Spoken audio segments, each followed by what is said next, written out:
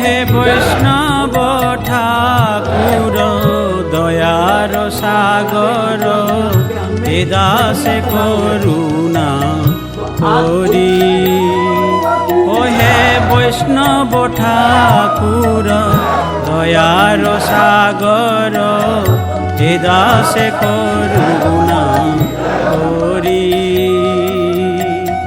দিয়া পদ ছায়া শোধ হে আমায়, দিয়া পদ ছায়া শোধ হে আমায়, তোমার চরণ ধরি।